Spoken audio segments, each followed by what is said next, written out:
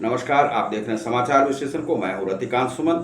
समाचार विश्लेषण पर मैं आज आपको बताने जा रहा हूं कि बिहार में जो 12-12 पुल इस प्रकार से गिर गए हैं, यह लगभग 12 से 15 दिनों के भीतर ही ऐसा हुआ है। तो यह जो 15 पुल है, यह कुछ 40 साल पुराने थे, कुछ 20 साल पुराने थे और उसमें 11 इंजीनियर को अब तक सस्पेंड किया गया है। यह रिसेंटली जो है वह सस्पेंशन का हुआ है, लेकिन उससे कुछ होने जाने वाला है नहीं। वास्तव में क्या है कि जो पुल का निर्माण हो रहा है, तो धड़ल्ले से आप सैकड़ों पुल को बनाते चले जा रहे हैं। उसमें क्या मटेरियल लग रहा है, नहीं लग रहा है, उसको आप देख नहीं रहे हैं। उसकी इंजीनियरिंग की क्वालिटी क्या है, उसे आप देख नहीं रहे हैं। केवल ठेके के आधार पर आप ठेका पर ठेका दिए जा रहे हैं। वहीं से रेत निकल रहा है नदियों से और रेत निकलकर उसे गहरा गहरा किया जा रहा है। वहाँ पर जो खंभे जो होते हैं पुल के, और वहाँ के नीचे से ही निकाल के जो खंभा है कहीं पे टिका हुआ नहीं है, खंभा ऊपर ऊपर ही रह जाता है। तो उस पुल का गिरना जो है वह आवश्यक है और वह तो गिर ही जाएगा, क्योंकि वहाँ पर जब रेत भी नहीं है, मिट्टी तो है ही नहीं, और वह रेत जहाँ पर कि रेत भी खींच लिया जाता है और रेत माफियाओं के द्वारा से वह रेत निकाल कर बेच दिया जाता है, तो वहाँ पर वह पुल जो है आपको धराशायी होना ही होना है। तो 12 पुल अब तक जो है बिहार में गिर चुके हैं, कुछ छपरा से, कुछ आपको अररिया से, कुछ आपको गोपालगंज से, कुछ मधुबनी से। तो इस प्रकार से जो पुल आपको बिहार में गिर रहे हैं, यह इंजीनियरिंग की क्वालिटी को और ठेकेदारी प्रथा को बताता है कि भारत में और बिहार में खास करके किस प्रकार की जो है प्रथा, ठेकेदारी प्रथा चलती है। इंजीनियरिंग की क्वालिटी क्या है, इंजीनियरिंग कॉलेजों में आप डोनेशन दे करके अपने बच्चों को क्या पढ़वा रहे हैं, क्या शिक्षा दे रहे हैं। उन बच्चों को केवल घूसखोरी दे करके, डोनेशन दे करके आप स्कूल में, कॉलेज में एडमिशन तो दिलवा लेते हैं, लेकिन वे सच्चाई की पढ़ाई नहीं करते हैं।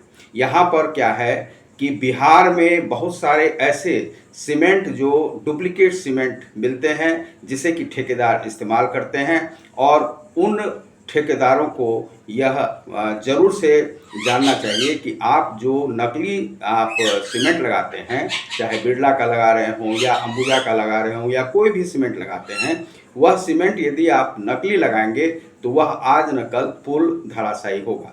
यदि आप 50% भी आप ओरिजिनल देते हैं और 50% भी नकली देते हैं, फिर भी नकली का काम नकली ही होता है, वह पुल आज न कल गिरेगा ही। इसलिए वह पुल जो है यहाँ पर धराशायी होता जा रहा है, जिसका एज कम से कम लिमिटेशन जो है आप 50 वर्ष भी कम से कम रखना चाहिए, 60 वर्ष भी। और दूसरा है कि भारत में जो भी पुल बन रहे हैं अन्य राज्यों में भी, जैसे उत्तर प्रदेश के मुख्यमंत्री ने ऐसा किया कि वहाँ पर जो है हर पुल का अब पुल पुलिया का जांच हो रहा है कि कब से कब का बना हुआ, 10 साल से पुराने जो पुल हैं उनकी जांच की जा रही है। लेकिन वहाँ पर सारे पुल का जो है हमेशा रख रखाव होना चाहिए, और जिस भी कंपनी को आप वह देते हैं बनाने के लिए, उनकी यह योजना जो कम से कम 20 साल 30 साल तक रहनी चाहिए कि यह पुल यदि धराशायी हुआ तो आपको इसको फिर से बनाना होगा, और उसके लिए उसी प्रकार से पैसे देने चाहिए। और इसमें जो लेविस जो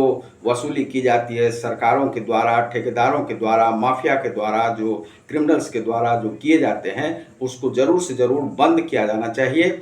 और बंद यदि नहीं होगा तो पुल इसी प्रकार से बनते रहेंगे और रोज़ गिरते रहेंगे। अभी तक उसमें जान माल का नुकसान नहीं हुआ है, लेकिन जान माल का नुकसान कई पुलों पर होता ही रहा है। और इस प्रकार से चाहे मान लीजिए कि रेलवे का पुल भी यदि गिरता है तो इस प्रकार से काफ़ी हज़ारों की संख्या में लोग मारे जाते हैं।